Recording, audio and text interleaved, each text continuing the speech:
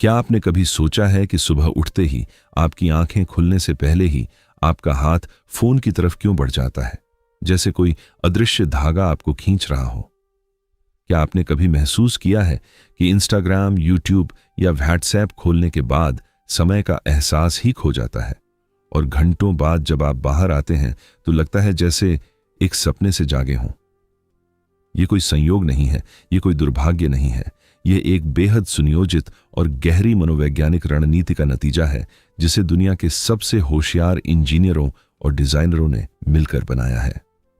एनर एयल ने अपनी किताब हुक्ड में इसी रहस्य को उघाड़ा है, एक ऐसा रहस्य जो हमारी रोजमर्रा की जिंदगी को बिना हमारी जानकारी के नियंत्रित कर रहा है।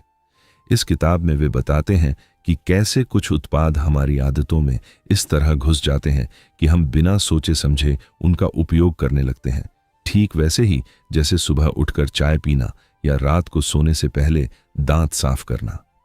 आदत एक ऐसी शक्ति है जो इंसान को उसकी इच्छा शक्ति से भी ज्यादा ताकतवर तरीके से संचालित करती है, और यही ताकत उन कंपनियों के हाथ में है जो हुक्ड मॉडल का उपयोग करती हैं।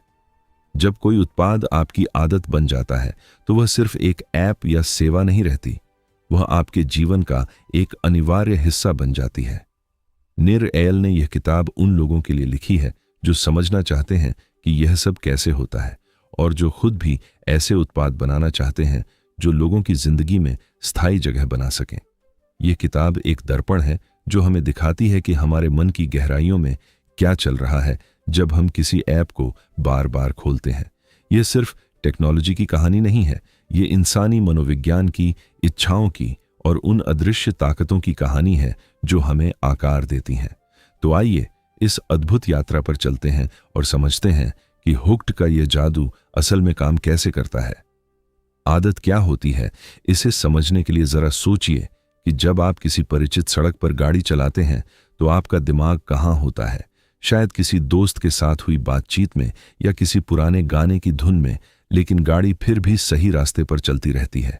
यही आदत है, वह जादुई अवस्था जब हमारा मस्तिष्क बिना सोचे समझे काम करता है, जैसे एक पुराना धुरंधर कारीगर जो अपनी आंखें बंद करके भी अपना काम बखूबी करता है। हमारा दिमाग आलसी होता है, इसलिए वह जो काम बार बार करता है उसे एक स्वचालित प्रक्रिया में बदल देता है ताकि उसे हर बार ऊर्जा न खर्च करनी पड़े। यह विकास क्रम की एक चाल है। जब हमारे पूर्वज जंगलों में रहते थे तो उन्हें हर बार नए सिरे से यह नहीं सोचना पड़ता था कि आग कैसे जलाएं या खतरे से कैसे बचें, क्योंकि ये काम आदत बन चुके थे। नायर एयाल के अनुसार आदतें वे व्यवहार हैं जो बाहरी संकेत मिलने पर अपने आप प्रकट होते हैं, जैसे घड़ी में अलार्म बजा और आप उठ गए बिना किसी विशेष निर्णय के। डिजिटल दुनिया में कंपनियां इसी सिद्धांत का उपयोग करती हैं। वे चाहती हैं कि उनका ऐप खोलना आपकी एक ऐसी आदत बन जाए जिसके बारे में आप सोचते भी नहीं। जब कोई उत्पाद आदत बन जाता है तो उसे विज्ञापन की जरूरत कम पड़ती है, ग्राहक खुद ब खुद वापस आते हैं और कंपनी की कमाई स्थिर और लगातार बढ़ती रहती है। इसीलिए दुनिया की सबसे बड़ी टेक कंपनियां गूगल, फेसबुक, अमेजन सब अपने उत्पादों को आदत का रूप देने में अरबों डॉलर लगाती हैं। एक आदत का उत्पाद सिर्फ एक टूल नहीं होता, वह एक दोस्त बन जाता है जिसे आप हर मुश्किल में याद करते हैं। नायर एयल यह समझाते हैं कि आदत बनाने की यह प्रक्रिया कोई दुर्घटना नहीं है, बल्कि एक सावधानी पूर्वक डिजाइन की गई प्रणाली है जिसे वे हुक मॉडल कहते हैं। यह मॉडल 4 चरणों में काम करता है और हर चरण पिछले से जुड़ा हुआ है, ठीक उसी तरह जैसे एक कहानी में हर मोड़ अगले रहस्य की ओर ले जाता है। नायर एयल का हुक मॉडल एक ऐसा चक्र है जो एक बार शुरू होने के बाद खुद को दोहराता रहता है और हर बार दोहराने पर यह और गहरा होता जाता है। ठीक वैसे ही जैसे पानी की बूंदें पत्थर पर गिरती रहें तो एक दिन उसमें गड्ढा बन जाता है। इस चक्र के 4 चरण हैं। पहला है ट्रिगर, यानी वह संकेत जो हमें किसी कार्य की ओर धकेलता है। दूसरा है एक्शन, यानी वह सरल काम जो हम उस संकेत के जवाब में करते हैं। तीसरा है वेरिएबल रिवॉर्ड, यानी वह अनिश्चित और आश्चर्यजनक पुरस्कार जो हमें मिलता है और हमें और चाहने पर मजबूर करता है। और चौथा है इन्वेस्टमेंट, यानी वह समय, मेहनत या डेटा जो हम उस उत्पाद में लगाते हैं जो उसे हमारे लिए और मूल्यवान बना देता है। यह 4 चरण मिलकर एक ऐसा अनुभव बनाते हैं जो हमें बार बार उस उत्पाद की ओर खींचता है, जैसे एक चुंबक लोहे को खींचता है। इस मॉडल की सबसे बड़ी ताकत यह है कि यह हमारी इच्छा शक्ति को नहीं, बल्कि हमारी भावनाओं और अवचेतन मन को लक्ष्य बनाता है। जब आप इंस्टाग्राम पर एक तस्वीर डालते हैं और लाइक्स का इंतजार करते हैं, तो यह सिर्फ एक डिजिटल क्रिया नहीं है, यह हुक मॉडल के सभी 4 चरणों से गुजरना है। पहले एक ट्रिगर आया, शायद अकेलेपन का एहसास, फिर एक एक्शन, ऐप खोला, तस्वीर डाली, फिर एक वेरिएबल रिवॉर्ड। कितने लाइक्स आएंगे ये पता नहीं। इसी अनिश्चितता ने आपको बांधे रखा और अंत में इन्वेस्टमेंट। आपने अपना समय, अपनी तस्वीरें, अपने दोस्तों का नेटवर्क इस प्लेटफॉर्म में लगाया। हर बार जब यह चक्र पूरा होता है तो आपके मस्तिष्क में उस उत्पाद का एक और धागा बुन जाता है और धीरे धीरे ये धागे मिलकर एक ऐसी मजबूत रस्सी बन जाते हैं जो आपको उस उत्पाद से जोड़े रखती है। नायर एयाल इस मॉडल को इसलिए नहीं सिखाते कि लोगों को फंसाया जाए, बल्कि इसलिए कि डिजाइनर और उद्यमी ऐसे उत्पाद बनाएं जो सच में लोगों की मदद करें और उनकी जिंदगी को बेहतर बनाएं। यह एक नैतिक जिम्मेदारी है जो वे हर उस इंसान पर डालते हैं जो यह ज्ञान सीखता है। हुक मॉडल का पहला कदम है ट्रिगर, और इसे समझने के लिए कल्पना कीजिए एक बीज की जो जमीन में पड़ा है और इंतजार कर रहा है कि कोई उसे पानी दे, धूप मिले और वह अंकुरित हो जाए। ट्रिगर वही पानी और धूप है जो किसी व्यवहार को जन्म देता है, जो हमारे मन में एक इच्छा जगाता है और हमें किसी कार्य की ओर धकेलता है। ट्रिगर्स 2 तरह के होते हैं, एक्सटर्नल यानी बाहरी और इंटरनल यानी भीतरी। बाहरी ट्रिगर्स वे होते हैं जो हमें सीधे दिखते हैं, जैसे व्हाट्सएप का नोटिफिकेशन, इंस्टाग्राम पर किसी का कमेंट, एक ईमेल की पिंग या एक एडवर्टाइजमेंट जो हमें किसी चीज की याद दिलाती है। ये बाहरी ट्रिगर्स बहुत शक्तिशाली होते हैं क्योंकि ये हमारा ध्यान खींचने में बहुत माहिर होते हैं। ठीक वैसे जैसे भीड़ में अचानक कोई आपका नाम पुकारे तो आप तुरंत मुड़ जाते हैं। लेकिन बाहरी ट्रिगर्स की अपनी सीमाएं हैं। लोग नोटिफिकेशंस बंद कर देते हैं, ऐप्स डिलीट कर देते हैं और एक दिन बाद उन्हें याद भी नहीं रहता कि वह ऐप था। इसीलिए असली जादू होता है इंटरनल ट्रिगर्स में, जो दिखते नहीं लेकिन महसूस होते हैं। इंटरनल ट्रिगर्स हमारी भावनाएं हैं, अकेलापन, बोरियत, चिंता, डर, उत्सुकता, खुशी, ये सब हमें किसी उत्पाद की ओर धकेलते हैं।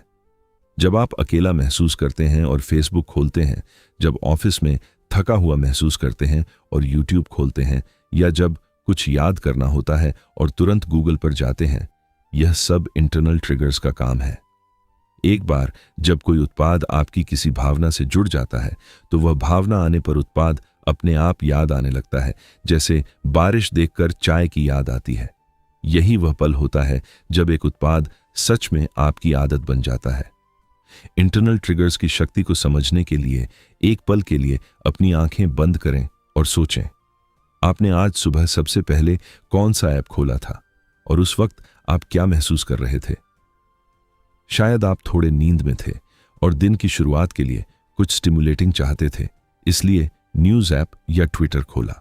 या शायद आप अकेले थे और किसी से कनेक्ट करना चाहते थे, इसलिए व्हाट्सएप पर मैसेजेस चेक किए। या शायद आप ऊब गए थे और कुछ मनोरंजक चाहते थे, इसलिए रील्स देखने लगे।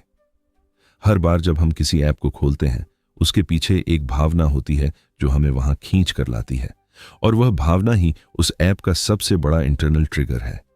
नायर एयाल कहते हैं कि सफल ऐप्स वही होते हैं जो किसी दर्द, किसी खुजली को, किसी भावनात्मक जरूरत को पहचानते हैं और उसे ठीक करने का वादा करते हैं। पिंटरेस्ट का इंटरनल ट्रिगर है वह बोरियत और रचनात्मकता की तलाश जो हर इंसान में होती है। अमेज़न का इंटरनल ट्रिगर है वह इच्छा जो हम सब में होती है, किसी चीज को पाने की, किसी समस्या का समाधान खोजने की। गूगल का इंटरनल ट्रिगर है वह जिज्ञासा जो हमेशा से इंसान की फितरत रही है, जानना चाहना, समझना चाहना। जो ऐप सबसे गहरे इंटरनल ट्रिगर से जुड़ जाता है वह सबसे ज्यादा स्थायी आदत बन जाता है, क्योंकि भावनाएं कभी बंद नहीं होती। इसीलिए नायर एयाल हर उद्यमी को यह सलाह देते हैं कि अपने उत्पाद बनाने से पहले यह समझो कि आप किस भावना को, किस दर्द को, किस जरूरत को संबोधित कर रहे हो। जब आपका उत्पाद किसी गहरी मानवीय भावना से जुड़ जाता है तो वह सिर्फ एक टूल नहीं रहता, वह एक भावनात्मक साथी बन जाता है। हुक मॉडल का दूसरा चरण है एक्शन, और यह उतना सरल दिखता है जितना नहीं है। एक्शन वह सबसे छोटा, सबसे आसान कदम है जो उपयोगकर्ता ट्रिगर के बाद उठाता है, और यहां एक बेहद महत्वपूर्ण सिद्धांत काम करता है। जितना आसान होगा यह एक्शन, उतना ज्यादा लोग इसे करेंगे। स्टैनफोर्ड के प्रोफेसर बीजे फॉग का एक प्रसिद्ध सूत्र है जिसे नीर इयाल इस अध्याय में उद्धृत करते हैं। किसी भी व्यवहार के लिए 3 चीजें चाहिए: मोटिवेशन यानी इच्छा, एबिलिटी यानी क्षमता, और ट्रिगर यानी संकेत। लेकिन इन तीनों में सबसे ज्यादा पावर है एबिलिटी में। अगर कोई काम बेहद आसान हो तो भले ही इच्छा शक्ति कम हो, लोग वह काम कर देते हैं। YouTube का एक वीडियो प्ले करने के लिए सिर्फ एक क्लिक चाहिए। Instagram स्क्रॉल करने के लिए सिर्फ एक उंगली की हरकत चाहिए। Amazon पर खरीदारी के लिए 1 क्लिक बाय का बटन है। ये सब एक्शन को इतना आसान बना देते हैं कि हम उसे बिना सोचे करने लगते हैं। एक बार एक डिजाइनर ने कहा था कि अगर आप चाहते हैं कि लोग कुछ करें तो उसे इतना आसान बना दो कि न करने के लिए उन्हें सोचना पड़े। नीर एयल यही कहते हैं, हर अनावश्यक कदम, हर एक्स्ट्रा क्लिक, हर लॉग इन पेज एक बैरियर है जो उपयोगकर्ता को रोक देता है। इसीलिए ट्विटर ने अपना कैरेक्टर लिमिट रखा। एक छोटी ट्वीट लिखना आसान है, एक पूरा ब्लॉग पोस्ट नहीं। इसीलिए स्नैपचैट का इंटरफेस इतना सरल है कि एक बच्चा भी समझ जाए। यह सिंप्लिसिटी एक कला है, एक विज्ञान है और एक रणनीति है जो उत्पाद की सफलता में सबसे बड़ी भूमिका निभाती है। जब एक्शन आसान होता है तो वह बार बार होता है, और बार बार होने से आदत बनती है। यही हुक मॉडल की असली ताकत है। अब हम आते हैं हुक मॉडल के सबसे रोमांचक और सबसे शक्तिशाली चरण पर, वेरिएबल रिवॉर्ड यानी अनिश्चित पुरस्कार।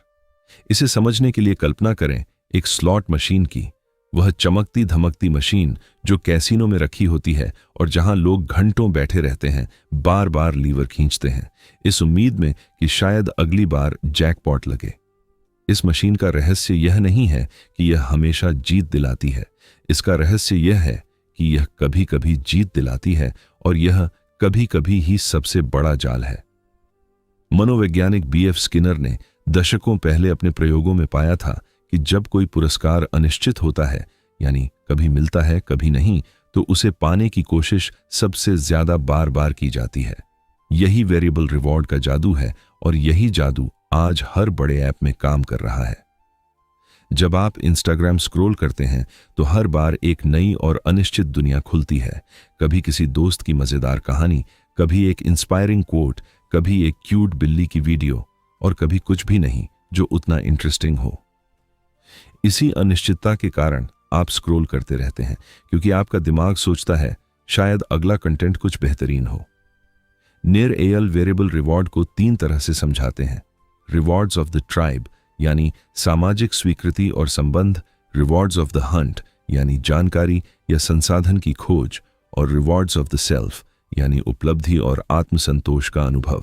नेटफ्लिक्स पर अगला एपिसोड देखने की इच्छा, रेडिट पर नई जानकारी खोजने की जिज्ञासा, या एक वीडियो गेम में अगले लेवल पर पहुंचने का उत्साह, ये सब इन्हीं 3 प्रकार के वेरिएबल रिवॉर्ड्स के उदाहरण हैं।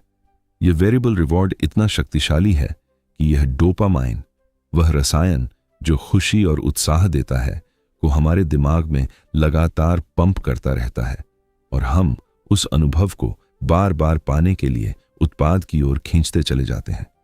हुक मॉडल का चौथा और अंतिम चरण है इन्वेस्टमेंट, और यह शायद सबसे गहरा और सबसे दूरदर्शी चरण है। इन्वेस्टमेंट का अर्थ है वह मूल्य जो उपयोगकर्ता उत्पाद में डालता है, उसका समय, उसका डेटा, उसकी मेहनत, उसके रिश्ते, उसकी यादें। और यहां एक बहुत ही रोचक मनोवैज्ञानिक सत्य काम करता है जिसे आइकिया इफेक्ट कहते हैं। हम उन चीजों को ज्यादा मूल्यवान समझते हैं जिन्हें हमने खुद बनाया है या जिनमें हमने मेहनत लगाई है। जब आपने अपने स्पॉटिफाई पर एक प्लेलिस्ट बनाई, जब आपने लिंक्डइन पर अपना प्रोफाइल सावधानी से भरा, जब आपने अमेज़न पर अपना विश लिस्ट तैयार किया, तो इन सब में आपका निवेश है। अब अगर आप उस ऐप को छोड़ना चाहें तो आपको वह सब छोड़ना होगा जो आपने वहां बनाया है, और यही स्विचिंग कॉस्ट बन जाती है जो आपको रोके रहती है। इसे और गहराई से समझें। फेसबुक पर आपके हजारों दोस्त हैं, पुरानी यादें हैं, फोटोज हैं। अगर आप फेसबुक छोड़ते हैं तो यह सब भी जाता है। यह इन्वेस्टमेंट आपको फेसबुक से बांधे रखता है और फेसबुक को आपका एक स्थायी और वफादार उपयोगकर्ता बनाता है। नायर एयल यह भी बताते हैं कि इन्वेस्टमेंट सिर्फ उपयोगकर्ता को रोके नहीं रखता, बल्कि यह अगले ट्रिगर को और मजबूत बनाता है। जब आप अपनी कोई जानकारी किसी ऐप में डालते हैं तो वह ऐप आपके लिए पर्सनलाइज्ड कंटेंट दिखाना शुरू करता है जो और ज्यादा रेलेवेंट होता है और इसलिए अगला ट्रिगर और ज्यादा प्रभावी होता है। यह एक स्नोबॉल इफेक्ट है। जितना ज्यादा आप इन्वेस्ट करते हैं उतना ज्यादा उत्पाद आपके लिए वैल्यूएबल बनता जाता है और उतना ही ज्यादा आप उससे जुड़े रहते हैं। यह चक्र जब एक बार ठीक से शुरू हो जाए तो यह बहुत लंबे समय तक चलता रहता है और यही किसी उत्पाद की दीर्घकालिक सफलता का राज है।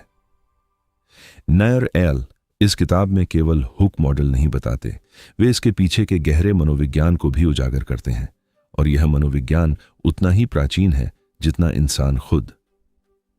मानव मन में दो बुनियादी प्रेरणाएं होती हैं, दर्द से बचना और सुख पाना, और सफल उत्पाद इन दोनों को एक साथ लक्ष्य बनाते हैं। जब आप गूगल पर कुछ सर्च करते हैं तो आप अनिश्चितता के दर्द से बचना चाहते हैं और जानकारी पाने का सुख चाहते हैं, दोनों एक साथ पूरे होते हैं। जब आप ऊबर बुक करते हैं तो आप इंतजार और असुविधा के दर्द से बचते हैं और सुविधा का सुख पाते हैं। इंसान की तीन बुनियादी जरूरतें हैं जिन्हें सेल्फ डिटर्मिनेशन थ्योरी में बताया गया है।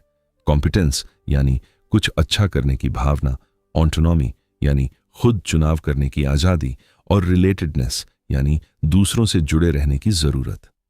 सबसे सफल उत्पाद इन तीनों जरूरतों को किसी न किसी रूप में पूरा करते हैं। लिंक्डइन आपको कॉम्पिटेंस और रिलेटेडनेस देता है। आप अपनी अचीवमेंट्स दिखाते हैं और प्रोफेशनल नेटवर्क बनाते हैं। रेडिट आपको ऑटोनॉमी देता है। आप वही कम्युनिटी चूज करते हैं जो आपको पसंद है। डुओलिंगो आपको कॉम्पिटेंस का एहसास देता है। हर लेसन पूरा करने पर आप बेहतर महसूस करते हैं। जब कोई उत्पाद इन गहरी मानवीय जरूरतों को पूरा करता है तो वह केवल एक सेवा नहीं बनता, वह एक अनुभव बन जाता है जो इंसान को अच्छा महसूस कराता है, और जो चीज अच्छा महसूस कराए उसे इंसान बार बार चाहता है। यही आदत का सबसे सरल और सबसे गहरा सच है। किताब के एक बेहद महत्वपूर्ण अध्याय में नियर एयल एक ऐसा सवाल उठाते हैं जो हर उद्यमी और डिजाइनर के मन में होना चाहिए। क्या यह सब नैतिक है? क्या यह सही है कि हम लोगों की मनोवैज्ञानिक कमजोरियों का फायदा उठाकर उन्हें किसी उत्पाद की आदत बना दें? नायर एयल इस सवाल से भागते नहीं, वे सीधे इसका सामना करते हैं और एक बहुत ही स्पष्ट और सोचा समझा जवाब देते हैं। वे एक मैनिपुलेशन मैट्रिक्स की अवधारणा पेश करते हैं जो दो एक्सिस पर काम करती है। पहला, क्या निर्माता खुद अपना उत्पाद इस्तेमाल करता है और उसे उपयोगी मानता है? और दूसरा, क्या वह उत्पाद उपयोगकर्ता की जिंदगी को सच में बेहतर बनाता है? अगर दोनों जवाब हां हैं तो निर्माता एक फैसिलिटेटर है, वह लोगों की मदद कर रहा है। अगर निर्माता खुद उत्पाद इस्तेमाल करता है लेकिन वह दूसरों के लिए उपयोगी नहीं तो वह एंटरटेनर है। शायद हानिकारक नहीं लेकिन ज्यादा मूल्यवान भी नहीं। लेकिन अगर निर्माता खुद उत्पाद का उपयोग नहीं करता और वह उपयोगकर्ताओं के लिए भी बेकार है तो वह डीलर है, और यह सबसे खतरनाक स्थिति है। नियर एयल कहते हैं कि ज्ञान एक जिम्मेदारी लाता है। अब जब आप जानते हैं कि लोगों की आदतें कैसे बनती हैं तो आप यह ज्ञान किसी की मदद के लिए इस्तेमाल करें, नुकसान के लिए नहीं। वे खुद एक इन्वेस्टर इन स्टार्टअप्स हैं और कहते हैं कि वे केवल उन कंपनियों में निवेश करते हैं जो फैसिलिटेटर की श्रेणी में आती हैं। यह नैतिकता का आग्रह इस किताब को एक साधारण बिजनेस मैनुअल से ऊपर उठाकर एक जिम्मेदार मानवीय दस्तावेज बनाता है। अब आइए देखते हैं कि यह हुक मॉडल असल दुनिया में कैसे काम करता है, और इसके लिए हम उन उत्पादों को देखते हैं जिन्होंने पूरी दुनिया को बदल दिया। ट्विटर जब 2006 में शुरू हुआ तो कोई नहीं जानता था कि 140 कैरेक्टर्स में क्या लिखा जाएगा, लेकिन इसके external trigger, notifications, mentions, retweets और वेरिएबल रिवॉर्ड, कितने लोग आपकी ट्वीट को लाइक करेंगे, ने इसे एक ऐसी लत बना दिया जिससे राजनेता, पत्रकार और आम लोग सब बाहर नहीं आ सके। पिंटरेस्ट एक ऐसी प्लेटफॉर्म है जो रिवॉर्ड्स ऑफ द हंट को परफेक्ट रूप से एक्टिवेट करती है। आप कुछ ढूंढ रहे नहीं होते, लेकिन जब आप पिंटरेस्ट खोलते हैं तो हर इमेज एक नई दुनिया का दरवाजा खोल देती है। स्नैपचैट की एफेमरल स्टोरीज जो 24 घंटे में गायब हो जाती हैं एक बेहद चतुर ट्रिगर है। फोमो यानी फियर ऑफ मिसिंग आउट जो एक बेहद शक्तिशाली इंटरनल ट्रिगर है। व्हाट्सएप की सिंपल मैसेजिंग एक ऐसा एक्शन है जो इतना आसान है कि एक 60 साल का व्यक्ति भी बिना किसी ट्रेनिंग के इस्तेमाल कर सकता है और इसीलिए यह दुनिया का सबसे पॉपुलर मैसेजिंग ऐप बना। टिंडर ने वेरिएबल रिवॉर्ड को एक नए आयाम तक ले जाया। स्वाइप करो और देखो कि कोई मैच आता है या नहीं। यह अनिश्चितता लोगों को बिस्तर में पड़े पड़े घंटों स्वाइप करवाती है। डुओलिंगो का स्ट्रीक सिस्टम इन्वेस्टमेंट का एक बेहतरीन उदाहरण है। जब आपका 30 दिन का स्ट्रीक चल रहा है तो आप उसे तोड़ना नहीं चाहते, चाहे थके हुए हों।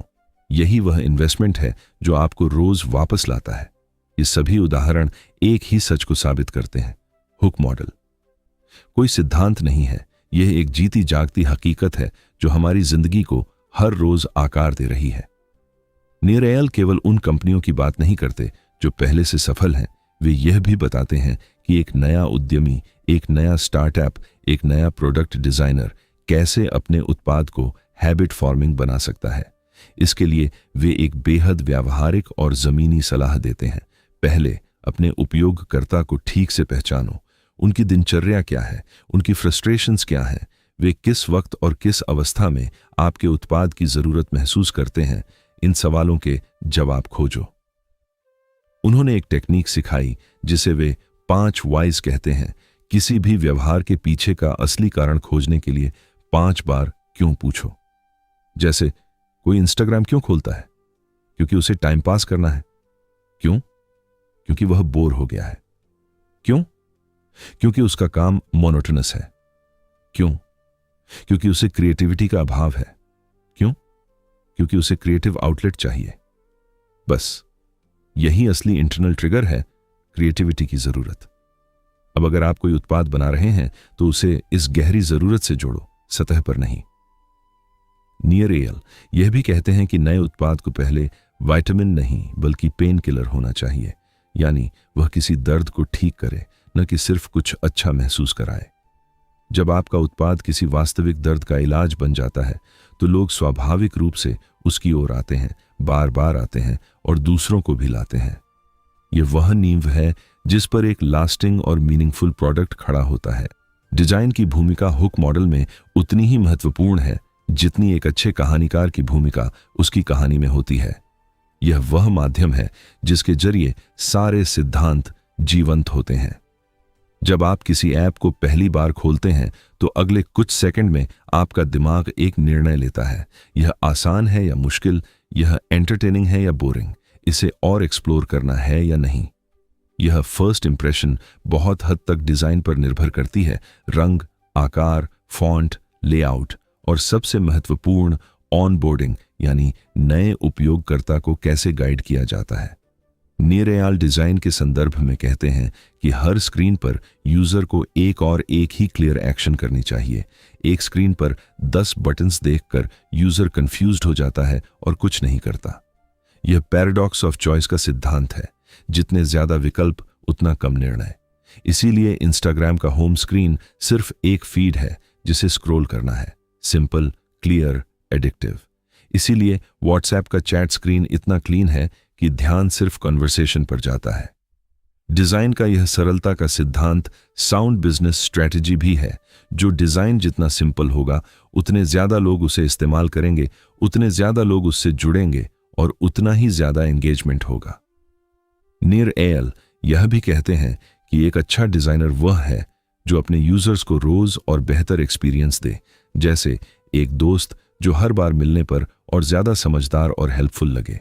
यह इटरेटिव इंप्रूवमेंट, यह हर रोज बेहतर होने की कोशिश ही किसी उत्पाद को यादगार और इंडिस्पेंसेबल बनाती है।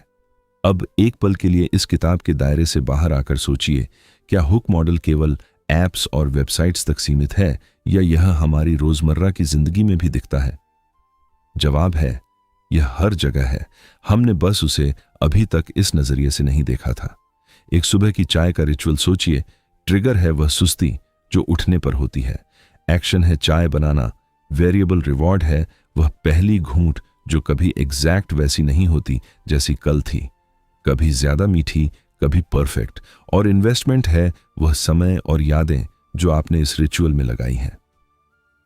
एक अच्छा नॉवल पढ़ना भी इसी चक्र से गुजरता है। ट्रिगर है वह उत्सुकता कि आगे क्या होगा, एक्शन है अगला चैप्टर पढ़ना, वेरिएबल रिवॉर्ड है कि कहानी कहां मुड़ेगी यह पता नहीं, और इन्वेस्टमेंट है वह भावनात्मक संबंध जो आप कैरेक्टर्स के साथ बना लेते हैं। इसीलिए अच्छे नॉवेल्स पेज टर्नर्स होते हैं। आप रात के 2 बजे भी किताब बंद नहीं कर पाते। दुनिया के सबसे सक्सेसफुल टीवी शोज भी इसी फॉर्मूला पर बने हैं। गेम ऑफ थ्रोन्स के हर एपिसोड के अंत में एक ऐसा क्लिफ हैंगर होता था कि अगला एपिसोड देखना एक कंपल्शन बन जाता था। यहां तक कि एक अच्छे टीचर का पढ़ाने का तरीका भी हुक मॉडल पर काम करता है।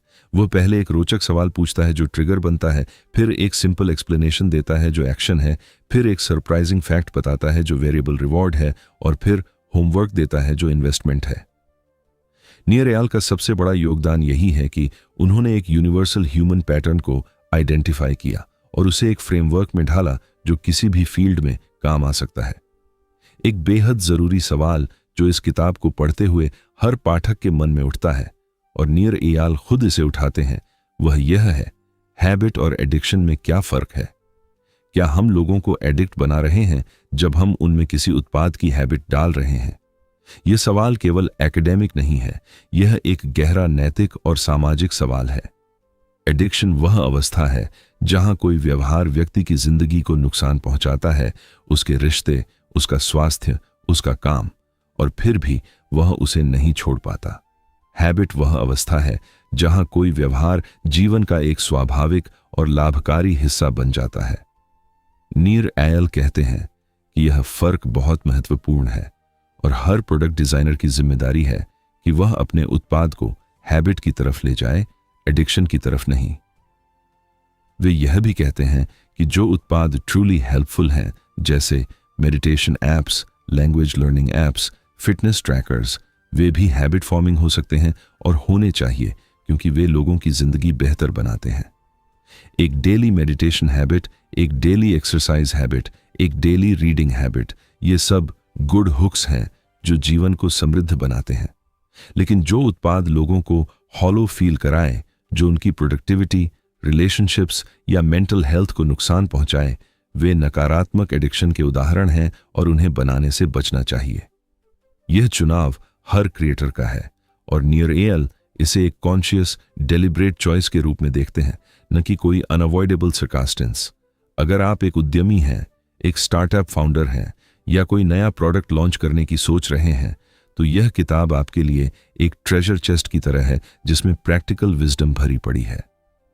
नियर एयल का सबसे पहला सबक है, अपने खुद के हैबिट्स को समझो। वे कहते हैं कि सबसे बेहतरीन प्रोडक्ट्स वे होते हैं जिन्हें उनके क्रिएटर्स खुद जरूरत से बनाते हैं। जब आप खुद किसी प्रॉब्लम को गहराई से जीते हैं तो उसका सॉल्यूशन भी उतना ही ऑथेंटिक होता है।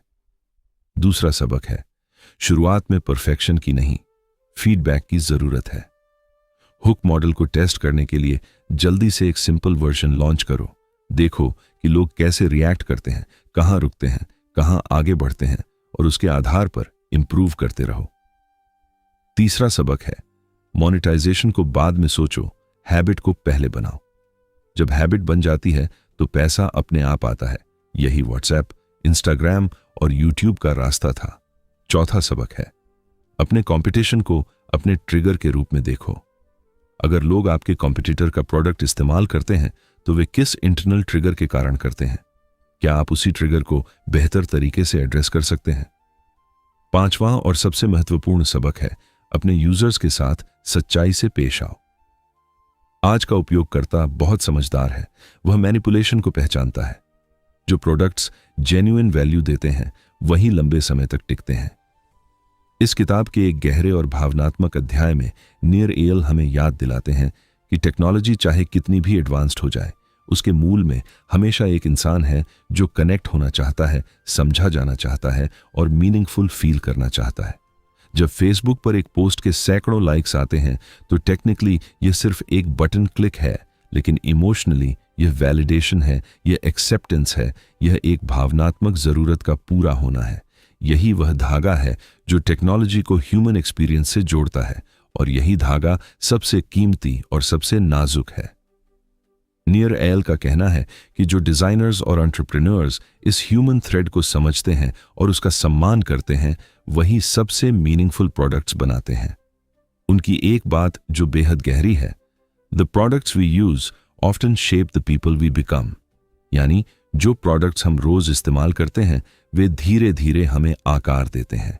अगर आप रोज एक ऐसा ऐप इस्तेमाल करते हैं जो आपकी कंपैरिजन करवाता है, जो आपको इनसिक्योर फील कराता है, तो वह ऐप आपकी सोच को, आपकी सेल्फ इमेज को, आपके रिलेशनशिप्स को प्रभावित करता है। इसीलिए यह जरूरी है कि हम सोच समझकर चुनें कि हम किन प्रोडक्ट्स को अपनी आदत बनाएं। और यह जिम्मेदारी प्रोडक्ट क्रिएटर्स पर भी उतनी ही है। वे जो बना रहे हैं वह केवल एक ऐप नहीं है, वह लाखों लोगों के मन का एक हिस्सा बन सकता है। इसलिए हर लाइन ऑफ कोड, हर डिजाइन डिसीजन, हर फीचर एक नैतिक जिम्मेदारी के साथ आता है।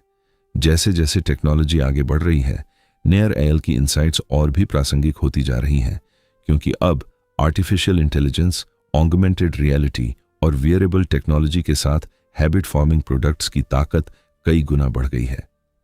एक समय था जब हैबिट सिर्फ फिजिकल एक्शन से बनती थी, जैसे रोज सुबह एक्सरसाइज करना। फिर डिजिटल रेवोल्यूशन आया और एप्स ने हमारी मेंटल हैबिट्स को शेप करना शुरू किया। अब एआई पावर्ड प्रोडक्ट्स हमारी प्रेफरेंसेस को इतनी गहराई से समझते हैं कि वे हमें हमसे बेहतर जानते हैं। कब हम ऊबते हैं, कब हम खुश होते हैं, कब हम किस तरह का कंटेंट देखना चाहते हैं। ये पर्सनलाइजेशन वेरिएबल रिवॉर्ड को इस हद तक प्रिसाइज बना देती है कि रेजिस्टेंस करना और भी मुश्किल हो जाता है। नेटफ्लिक्स का एल्गोरिदम आपको वही रिकमेंड करता है जो आप सबसे ज्यादा देखना चाहते हैं, और ये रिकमेंडेशन इतनी एक्यूरेट होती है कि जस्ट वन मोर एपिसोड एक कंपल्शन बन जाती है। स्पॉटिफाई का डिस्कवर वीकली इतना परफेक्ट प्लेलिस्ट बनाता है कि लोग उसका इंतजार पूरे हफ्ते करते हैं। यह एक नया ट्रिगर बन गया है। भविष्य में वेयरेबल डिवाइसेस जैसे स्मार्ट वॉचेस और स्मार्ट ग्लासेस और भी डायरेक्ट ट्रिगर्स बन सकते हैं जो सीधे हमारी फिजिकल सेंसेशन से जुड़े होंगे। इस भविष्य में नीर एयल की यह किताब एक कंपस की तरह काम करती है। ये बताती है कि टेक्नोलॉजी का उपयोग कैसे करें कि वह हमें एम्पावर करे, कंट्रोल नहीं करे। ये नई दुनिया में एक जागरूक, सोचने समझने वाला क्रिएटर और उपभोक्ता बनना और भी जरूरी हो गया है। हुक्ड की सबसे बड़ी और सबसे अप्रत्याशित देन यह है कि यह किताब हमें केवल प्रोडक्ट्स डिजाइन करना नहीं सिखाती, यह हमें खुद को डिजाइन करना सिखाती है। जब आप समझ जाते हैं कि आदतें कैसे बनती हैं, तो आप अपनी खुद की अच्छी आदतें बनाने में भी यही सिद्धांत लागू कर सकते हैं। अपनी कोई बड़ी आदत डालनी हो, जैसे रोज एक्सरसाइज, रोज रीडिंग या मेडिटेशन, तो हुक मॉडल का उपयोग करें। पहले एक स्ट्रॉन्ग ट्रिगर ढूंढो, जैसे सुबह उठकर जूते पहनना एक्सरसाइज का ट्रिगर बन सकता है। फिर एक्शन को इतना छोटा बनाओ कि शुरुआत में रेजिस्ट करने का कोई कारण न रहे। पहले सिर्फ 5 मिनट वॉक, पहले सिर्फ 1 पेज रीडिंग। फिर अपने लिए वेरिएबल रिवॉर्ड्स बनाओ। कभी किसी दोस्त के साथ वर्कआउट करो, कभी अकेले, कभी म्यूजिक के साथ, कभी पॉडकास्ट के साथ। यह वैरायटी आपको बोर्ड नहीं होने देगी। और इन्वेस्टमेंट करो। एक जर्नल में अपनी प्रोग्रेस ट्रैक करो। किसी को अपना अकाउंटेबिलिटी पार्टनर बनाओ। एक हैबिट ट्रैकिंग ऐप का इस्तेमाल करो। नीर एयल की एक बात जो दिल को छूती है, हम सब अपनी जिंदगी के आर्किटेक्ट हैं और अच्छी आदतें सबसे बड़े बिल्डिंग ब्लॉक्स हैं। जो आदतें हम चुनते हैं वही आदतें एक दिन हमें चुन लेती हैं। हमारे सोचने का तरीका, हमारी सेहत, हमारे रिश्ते, हमारी उपलब्धियां, सब हमारी डेली हैबिट्स का सामूहिक परिणाम है। यह जानकारी एक ऐसी शक्ति है जो हमें अपनी जिंदगी के ड्राइवर सीट पर बैठा सकती है, बशर्ते हम इसका सही उपयोग करें। और अंत में, जैसे इस अद्भुत यात्रा का समापन होता है, मैं चाहता हूं कि आप एक पल रुकें और अपने आप से एक गहरा सवाल पूछें। आज आपकी कौन सी आदतें हैं जो आपने खुद चुनी हैं, और कौन सी आदतें हैं जो किसी और ने, किसी ऐप ने, किसी एल्गोरिदम ने, किसी कंपनी ने आपके लिए चुन ली है। यह प्रश्न शायद अनकंफर्टेबल हो, शायद इसका जवाब थोड़ा डरावना लगे, लेकिन इसे पूछना जरूरी है, क्योंकि जागरूकता ही स्वतंत्रता की पहली सीढ़ी है। नीर एयल की हुक्ड एक ऐसी किताब है जो एक साथ दो काम करती है। यह आपको दिखाती है कि कैसे दुनिया आपको शेप कर रही है और साथ ही यह आपको वह ज्ञान देती है जिससे आप खुद अपनी दुनिया शेप कर सकते हैं। हम सब उस समुद्र में तैर रहे हैं जिसे टेक्नोलॉजी कहते हैं। लहरें हमें इधर उधर धकेलती हैं, करंट्स हमें बहाते हैं और हम अक्सर नहीं जानते कि हम किस दिशा में जा रहे हैं। लेकिन हुक मॉडल को समझने के बाद आप उस समुद्र में एक ट्रेंड स्विमर बन जाते हैं। लहरें वही रहती हैं, लेकिन अब आप उनका उपयोग अपनी दिशा में करना जानते हैं। एक अच्छा लाइफ भी एक अच्छे प्रोडक्ट की तरह होता है। उसमें मीनिंगफुल ट्रिगर्स होते हैं जो आपको उठाते हैं, आगे बढ़ाते हैं। सिंपल और क्लियर एक्शंस होती हैं जो आपको मोमेंटम देती हैं। वेरिएबल रिवॉर्ड्स होते हैं जो जिंदगी को एक्साइटिंग बनाते हैं। और वह इन्वेस्टमेंट होता है, प्यार, रिश्ते, नॉलेज, विजडम, जो आपकी जिंदगी को हर रोज और मूल्यवान बनाता जाता है। तो याद रखिए, आप जो हैबिट्स चूज करते हैं वही आपकी आइडेंटिटी बन जाती है और आपकी आइडेंटिटी ही आपकी डेस्टिनी है। इसलिए सोच समझकर, जागरूकता से और प्रेम से चुनिए अपनी आदतें, अपने प्रोडक्ट्स, अपना जीवन।